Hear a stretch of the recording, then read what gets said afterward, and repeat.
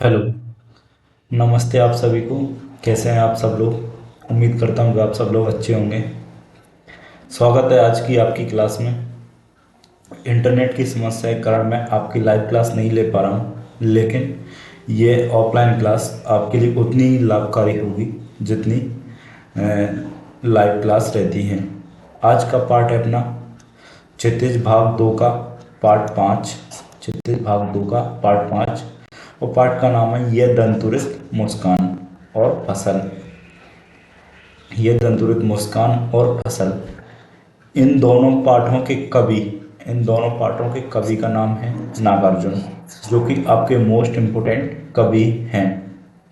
इनका जन्म 1938 बिल्कुल नहीं है। इनका जन्म है 1911। आप लोग सुधार लें अपनी अपनी कॉपी में, ये कहीं गलत लिखा हो तो 1911 इनका जन्म है और इनकी मृत्यु 1998 सही है। तो इनका जन्म है 1911 ईस्वी में। मोस्ट इम्पोर्टेंट एक और बिंदु है कि कवि नागार्जुन किस काल के कवि हैं। ये आपका पूछा जाता है प्रगतिवाद। प्रगतिवाद की समय सीमा है 1936 से लेकर आपका 1943 ईस्वी तक, क्योंकि ये भी आपका परीक्षा में पूछा जाता है कि इसकी समय सीमा क्या है। 1936 से लेकर 1943 ईस्वी तक इसकी समय सीमा है। और कवि नागार्जुन प्रगतिवाद के सर्वश्रेष्ठ कवियों में से एक कवि हैं। भावपक्ष। इनका भावपक्ष है सामाजिक यथार्थ एवं प्रकृति चित्रण, यानी कि इन्होंने समाज में हो रहे जो भी क्रियाकलाप या जो कुछ होता था समाज में उसका हूबहू सेम टू सेम लिखते थे। इस कारण इनका क्या है, यथार्थ है। सामाजिक यथार्थ की रचनाएं इन्होंने लिखी हैं। यही कारण है कि इनको कई कठिनाइयों का सामना करना पड़ा था। कला पक्ष। इनका कला पक्ष 2023 की परीक्षा में, बोर्ड परीक्षा में पूछा गया था कि कवि नागार्जुन का कला पक्ष और दो रचनाओं के नाम लिखिए। प्रगतिशील इनकी विचारधारा थी, क्योंकि ये प्रगतिवाद के कवि थे तो इनकी प्रगतिशील विचारधारा होगी। और सामाजिक व्यवस्था।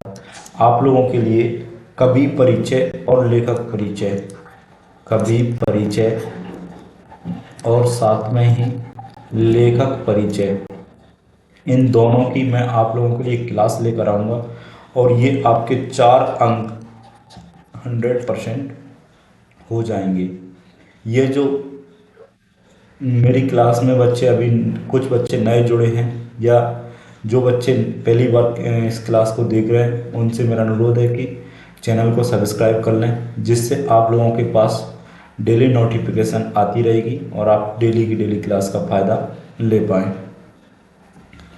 चलो चलते हैं अगले बिंदुओं पर।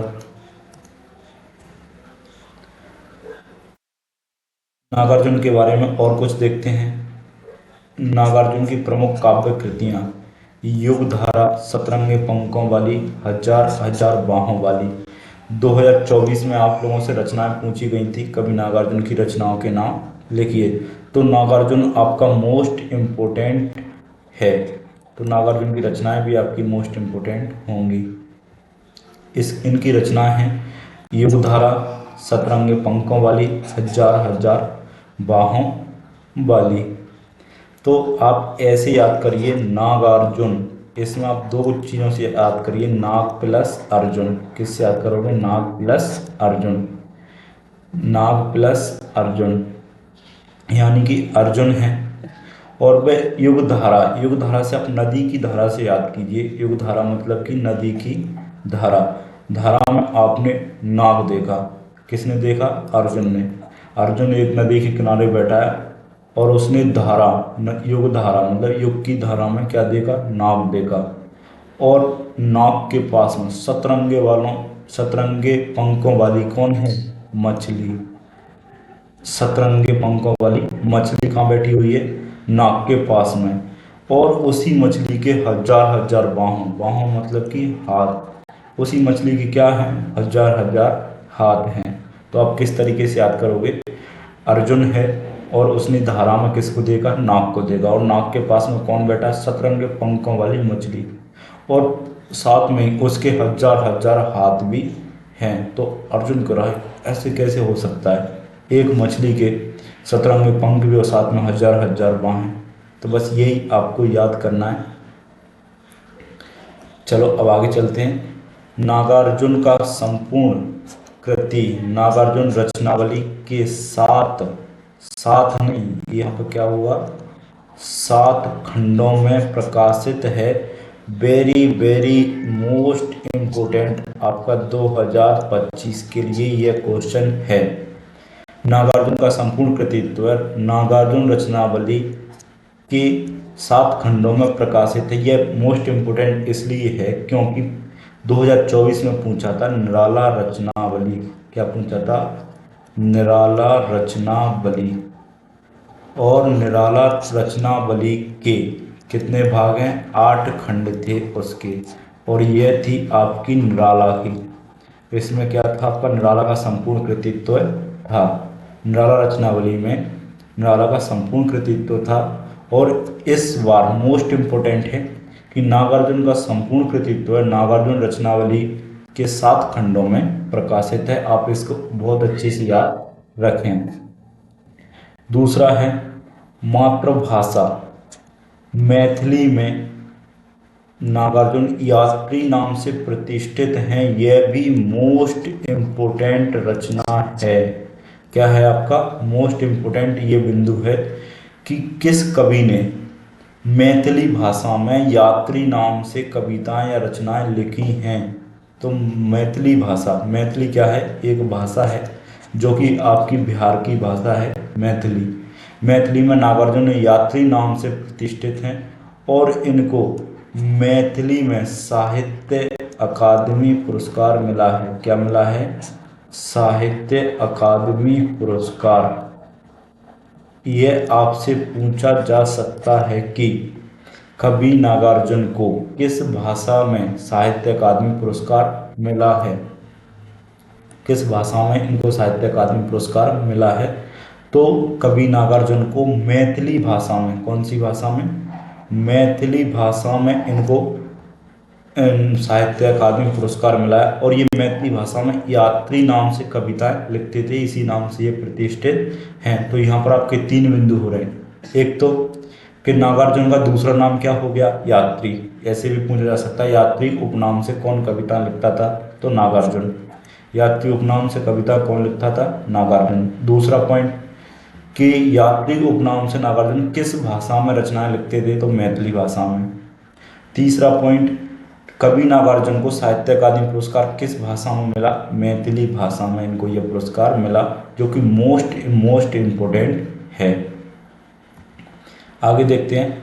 नागार्जुन को आधुनिक कबीर भी कहा जाता है। यह भी आपका मोस्ट इम्पोर्टेंट बिंदु है। नागार्जुन को आधुनिक कबीर भी कहा जाता है। देखो, कबीर भक्ति काल के कवि थे। कबीर कब के हैं? भक्ति काल के कवि हैं। और नागार्जुन आधुनिक में प्रगतिवाद के कवि हैं। अब इनको, क्योंकि कबीर भी यथार्थ लिखते थे। कबीर भी क्या लिखते थे? यथार्थ, मतलब कि जो सच्चाई है, सच्चाई लिखते थे। और वही काम किसने किया? नागार्जुन ने किया। ये भी संत थे कबीर, तो नागार्जुन भी संत थे। इसलिए नागार्जुन को कबीर की उपाधि दी जाती है। इसलिए नागार्जुन को आधुनिक कबीर कहा जाता है। आगे देखते हैं। यह दंतुरित मुस्कान। कविता में छोटे बच्चे की मनोहारी मुस्कान का वर्णन है। ये आप लोगों को अच्छे से पता होगा, क्योंकि मैंने जब आपको पाठ पढ़ाया था तो इसमें ये सारी चीज़ें मैंने आप लोगों को बता दी थी।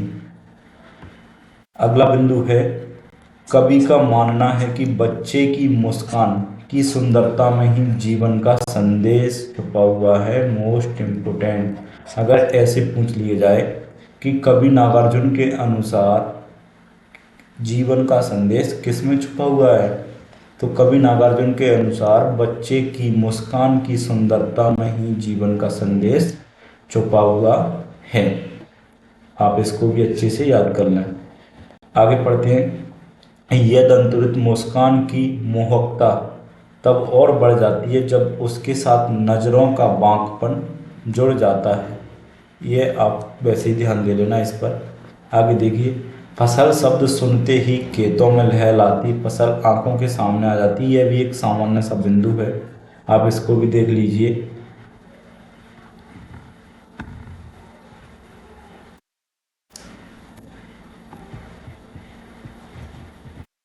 चलो आगे के बिंदु देखते हैं। फसल क्या है?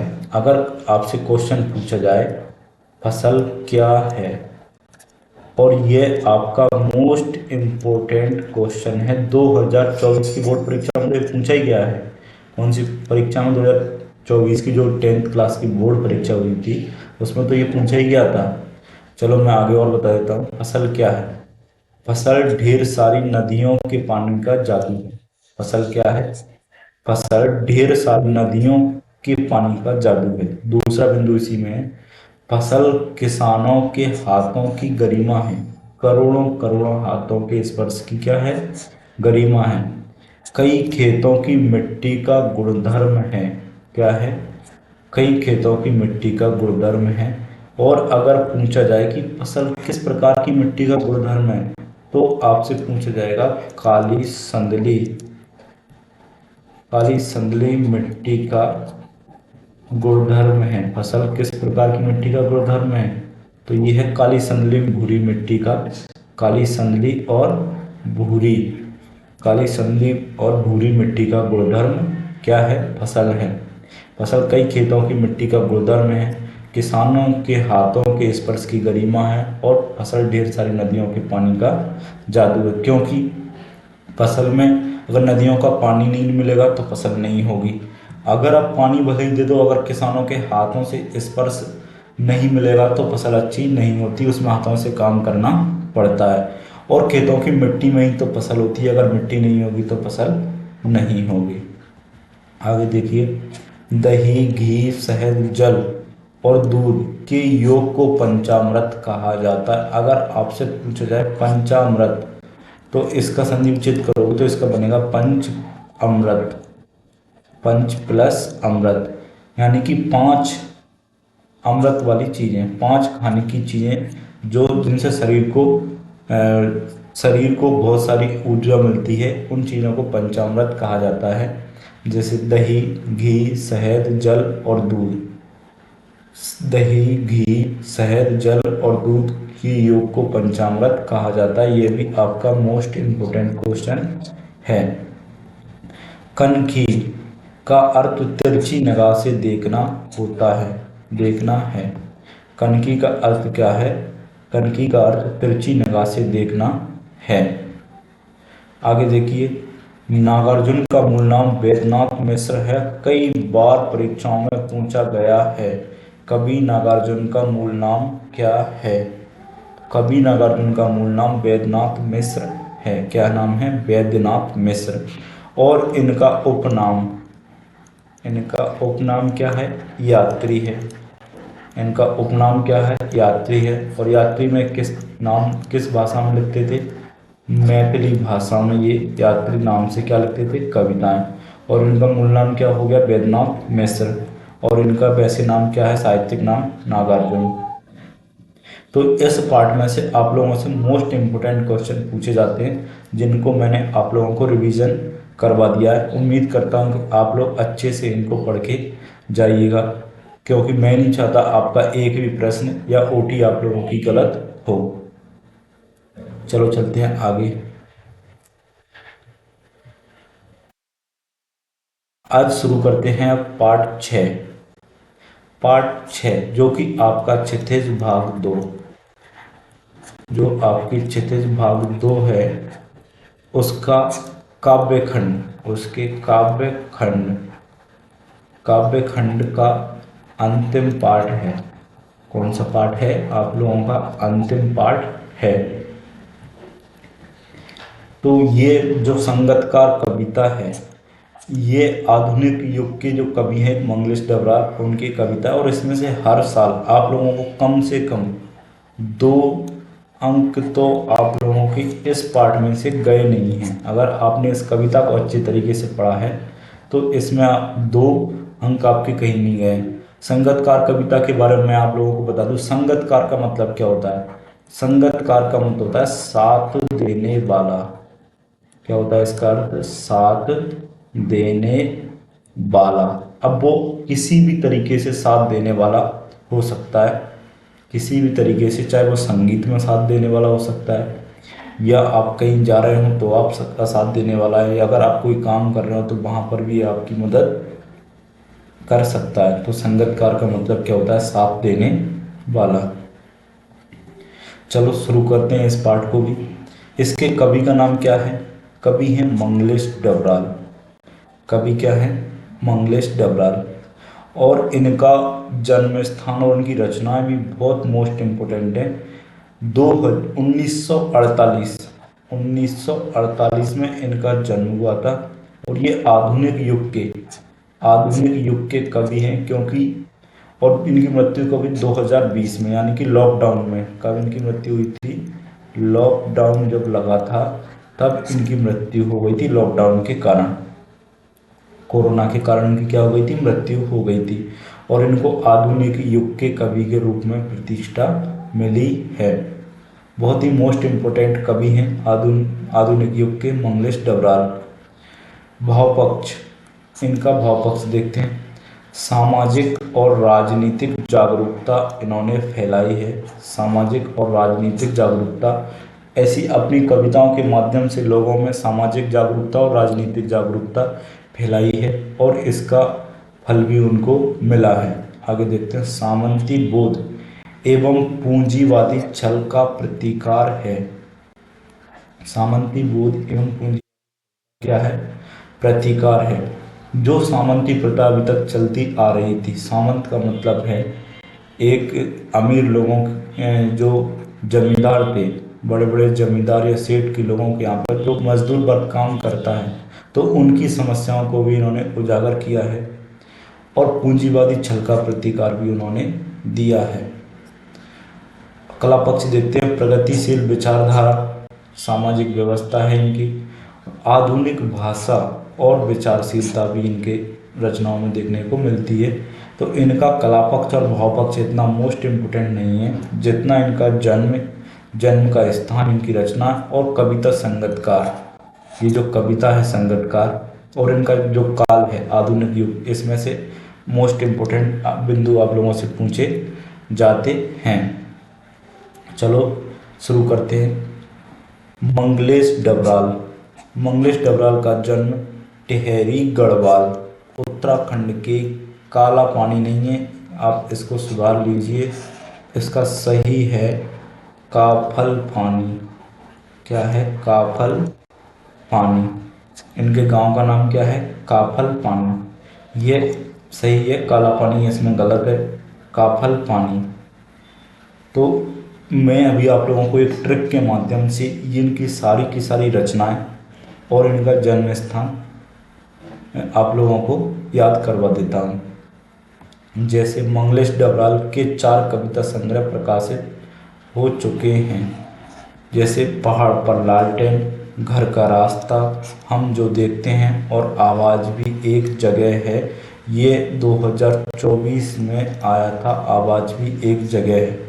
तो इसकी चारों की चारों रचनाएं मोस्ट इम्पोर्टेंट हैं।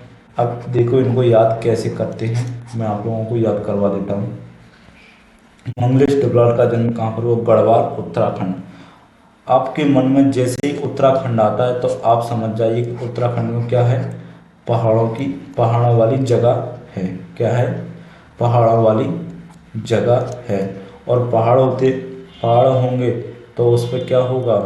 बड़े बड़े पेड़ पौधे भी होंगे, हरे भरे होंगे। इस पर क्या होगा? पेड़ पौधे भी होंगे। तो ये मान के चलो कि इनका यहाँ पर क्या है? घर है। यहाँ पर इनका घर है, और यहाँ पर मंगलेश डबराल, कौन? मंगलेश डबराल हाथ में क्या लेके जा रहे हैं? एक लालटेन लेके हाथ में चल रहे हैं। तो मंगलेश डबराल हाथ में लालटेन, मतलब पहाड़ पर लालटेन लेकर घर का रास्ता ढूंढ रहे हैं। कौन? मंगलेश डबराल का जन्म कहाँ पर हुआ था? उत्तराखंड में। उत्तराखंड यानी पहाड़ों वाली जगह। तो मंगलेश डबराल हाथ में लालटेन लेकर, पहाड़ पर लालटेन लेकर घर का रास्ता ढूंढ रहे हैं। घर का रास्ता ढूंढ रहे हैं। और जैसे ये जाते हैं तो रात के समय इनको भयंकर बड़ा वाला भूत, जिसके बड़े बड़े बाल हैं, क्या हैं? बड़े बड़े बाल हैं, और भयंकर लंबा चौड़ा, पहाड़ों से भी लंबा चौड़ा, इतना बड़ा। तो जिसकी आवाज़ आती है, तो ये जो मंगलेश डबराल कहता है हम जो देखते हैं वो सही है क्या? इतने बड़े बड़े भूत, इतने बड़े बड़े बालों वाला आदमी, तो ये आवाज़ करता है, आवाज़ करता है। तो ये कहता है आवाज़ भी एक जगह है, मतलब कि आवाज़ किसी जगह से आवाज़ आ रही है, आवाज़ भी एक जगह है, हम जो देखते हैं। फिर ये भूत इससे पूछता है मंगलेश डबराल से, तुम कहाँ जा रहे हो? तो ये मंगलेश डबराल कहता है कि भूत साहब मैं तो गरीब आदमी हूँ, लालटेन लेकर काफल का पानी लेने जा रहा हूँ। काफल का पानी क्या लेने जा रहा हूँ? काफल, काफल का पानी लेने, काफल का पानी लेने जा रहा हूँ, काफल का पानी लेने जा रहा हूँ। तो इनका गांव का नाम क्या हो गया? काफल। काफल पानी इनके गांव का नाम हो गया। पहाड़ पर लालटेन, घर का रास्ता, हम जो देखते हैं, आवाज़ भी एक जगह, इनकी रचनाएं हो गई। आप लोग एक बार अच्छे से मन में इनको रिवाइज कर लेना, याद हो जाएंगी। उसके बाद आगे देखते हैं। मंगलेश डबराल भोपाल में भारत भवन से प्रकाशित होने वाले पूर्व ग्रह में सहायक संपादक हुए। तो आपको इस पर मोस्ट इम्पोर्टेंट है पूर्व ग्रह। क्या इम्पोर्टेंट है? पूर्व ग्रह एक पत्र का नाम है। किसका नाम है? पत्र का नाम है। और इसकी ये कौन थे? सहायक संपादक हुए। एक पत्र है पूर्व ग्रह, जो कहाँ से प्रकाशित होता था? भोपाल। भोपाल में एक जगह है भारत भवन, एक बड़ी बिल्डिंग है भारत भवन। भारत भवन आप लोगों ने पुराने वाले 50 का नोट है, उसमें आप लोगों ने देखा होगा कि भारत भवन कैसा दिखता है। मंगलेश डबराल भोपाल में रहते थे कई समय तक। उसके बाद ये फिर से अपने घर उत्तराखंड चले गए थे। प्रकाशित होने वाले पूर्व ग्रह में सहायक संपादक हुए। तो आप लोगों को दो चीज़ याद रखनी है। तो पूर्व ग्रह जो पत्र था वो कहाँ से प्रकाशित होता था? भोपाल से। और इसके सहायक संपादक कौन बने थे? मंगलेश डबराल। मंगलेश डबराल लखनऊ से प्रकाशित अमृत प्रभाव में भी नौकरी की, ज़्यादा इम्पोर्टेंट नहीं है।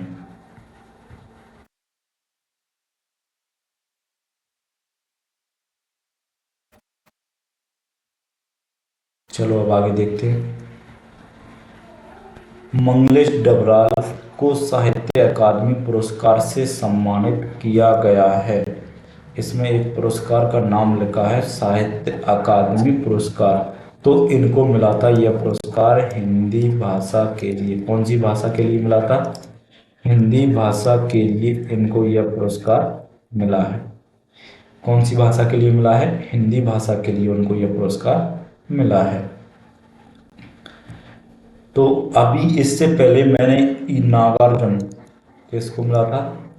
नागार्जुन को भी साहित्य अकादमी पुरस्कार अभी मिला था। मैंने आप लोगों को बताया साहित्य अकादमी पुरस्कार, साहित्य अकादमी पुरस्कार। लेकिन इनको कौन सी भाषा के लिए मिला था? इसकी भाषा क्या थी? इसकी भाषा है मैथिली। कौन सी भाषा है? मैथिली भाषा के लिए इनको यह पुरस्कार मिला था। तो ये भी आपका मोस्ट इम्पोर्टेंट है। और मंगलेश डबराल को भी कौन सा पुरस्कार मिला है? साहित्य अकादमी पुरस्कार मिला। लेकिन इसको किस भाषा के लिए मिला? हिंदी भाषा के लिए इनको यह पुरस्कार मिला। आगे देखते हैं। संगीतकार कविता गायन में मुख्य गायक का साथ देने वाले संगीतकार की भूमिका के महत्व पर विचार किया है। यानी कि संगीतकार कविता में किस चीज़ पर विचार किया गया है?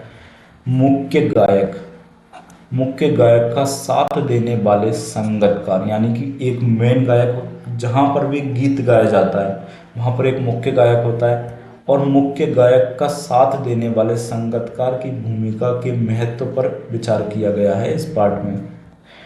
अब इसमें से वेरी वेरी मोस्ट इम्पोर्टेंट बिंदु आपका बनता है कि मुख्य गायक की आवाज़ कैसी थी? तो इनकी है चट्टान जैसी भारी। मुख्य गायक की आवाज़ कैसी है? चट्टान जैसी भारी मुख्य गायक की आवाज़ है। ये आपका very very most important question है, 2023 में तो पूछा गया था। मुख्य गायक की आवाज़ कैसी थी? चट्टान जैसी भारी आवाज़ थी। अगर संगीतकार की आवाज़ कहें कि संगीतकार की आवाज़ कैसी थी। संगीतकार की आवाज़, ये भी आप लोगों से पेपर में पूछा जा सकता है। तो इसकी आवाज़ थी पतली, पतली और कांपती हुई। कैसी आवाज़ थी? पतली और कांपती हुई आवाज़। पतली और कांपती हुई आवाज़ किसकी आवाज़ थी? ये आपकी संगीतकार की आवाज़ थी। तो ये भी आपका मोस्ट इम्पोर्टेंट है, क्योंकि अगर मुख्य गायक की आवाज़ पूछ सकते हैं तो संगीतकार की आवाज़ भी परीक्षा में पूछी जा सकती है। संगीतकार की आवाज़ है पतली और कांपती हुई आवाज़ है। चलो चलते हैं इसके अगले बिंदुओं पर, देखते हैं। संगीतकार की वह सुंदर कमजोर कांपती हुई आवाज़, यहाँ पे दी है। संगीतकार की आवाज़ कैसी थी? सुंदर, कमजोर और कांपती हुई। और इसमें एक और जोड़ लेना, पतली। पतली, सुंदर, कमजोर, कांपती हुई आवाज़ है। किसकी आवाज़ है? संगीतकार की। शायद मुख्य गायक का छोटा भाई या शिष्य।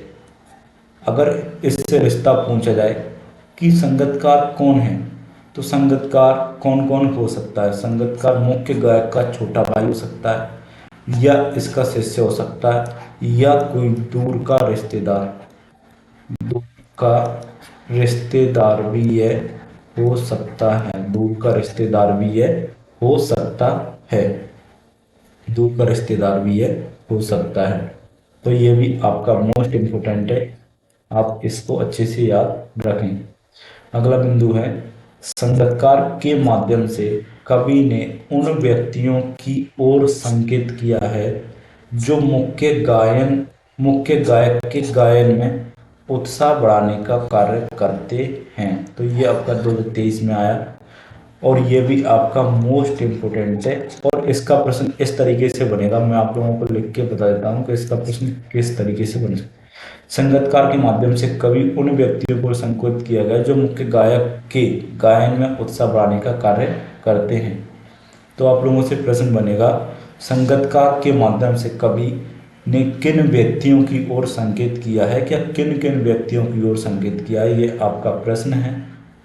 अगर ये ऐसा आए तो इसका उत्तर है, संगीतकार के माध्यम से कवि ने उन व्यक्तियों की ओर संकेत किया है जो मुख्य गायक के गायन में उत्साह बढ़ाने का कार्य करते हैं।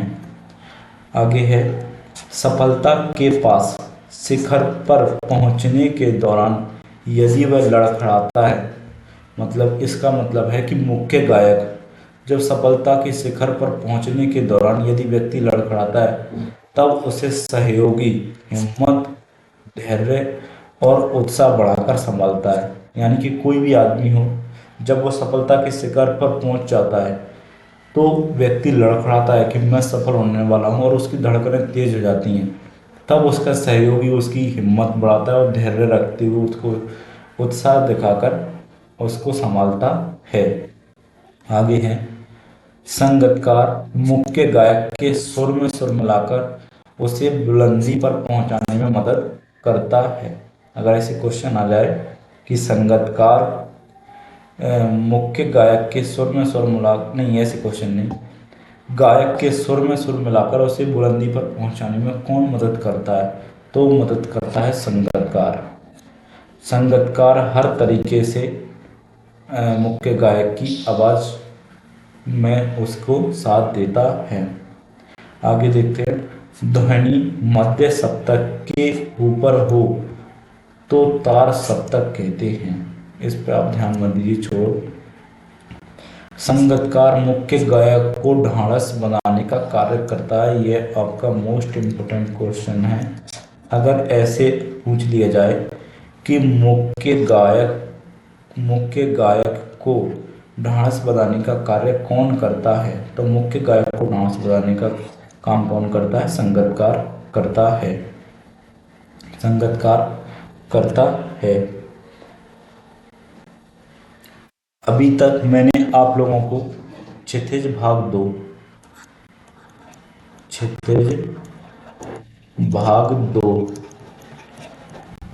के काव्य खंड, इसके काव्य खंड के पाठ नंबर 1 से लेकर 6 तक आपके पूरे हो चुके हैं। और अगर इनमें से किसी को कुछ दिक्कत आ रही हो, याद नहीं हो पा रहे हों, या इम्पोर्टेंट क्वेश्चन मैंने आप लोगों को जितने करवाए हैं, चाहे वो आपकी लाइव क्लास हो, चाहे स्कूल में मैंने आप लोगों को जो पढ़ाया हो, वही प्रश्न आप लोगों को याद करने। इसके अलावा आपको फालतू की मेहनत नहीं करना है। अभी आप लोग मुझे बता दीजिए कि आपके कौन कौन से पार्ट बचे हैं। आप कमेंट बॉक्स में जल्दी जल्दी लिख के बताना। कमेंट बॉक्स में सभी बच्चे कमेंट करना कि कौन कौन से आपके पार्ट अभी बचे हैं, कौन कौन से पार्ट आपके शेष बचे हैं, जिससे मैं आप लोगों को कंप्लीट करवा दूं। आप पार्ट का नाम लिखिए और कौन सी किताब का है, या कृतिका हो या क्षितिज का हो, आप बस नाम लिख के बता दीजिए कि कौन कौन सी पार्ट आपके बचे हैं। मैं उन पार्ट की वीडियो आप लोगों के लिए लेकर आऊँगा और उन पार्टों को करवाऊँगा। साथ ही अपनी ये तो जो रिवीजन वाली आपका क्रैश कोर्स चल रहा है, वो तो आप लोगों का चलता ही रहेगा, साथ में भी मैं ये पार्ट भी आपको करवा दूंगा। और फिर जैसे ही अपना सिलेबस एक बार हो जाएगा और पूरा रिवीजन हो जाएगा, फिर आपको मैं पेपर की तैयारी कि पेपर को कैसे करते हैं और कुछ मॉक टेस्ट, और आप लोगों के लिए कुछ मॉक टेस्ट भी मैं आपको करवाऊंगा, यानी कि मॉडल पेपर, क्या बोलते हैं, मॉडल पेपर भी मैं आप लोगों को करवाऊंगा। और आप लोगों के लिए एक पीडीएफ दूंगा और उनके पीडीएफ के माध्यम से आपको मैं उनके उत्तर लिखवाने की प्रैक्टिस करवाऊंगा। आप लोग स्कूल में सभी बच्चों से बोल दीजिए कि सर की क्लास को देखते रहें, जिससे सभी बच्चों का फ़ायदा हो। मैं अभी तक तो देखता हूँ कि बस 10-15 बच्चे क्लास को देखते हैं, इसके अलावा कोई नहीं देखता है। तो आप लोगों को कमेंट बॉक्स में क्या लिखना है कि आपके कौन कौन से पार्ट शेष रह गए हैं, यही पार्ट को आपको करना है। और आज की क्लास को यही समाप्त करते हैं। आप सभी का बहुत बहुत धन्यवाद।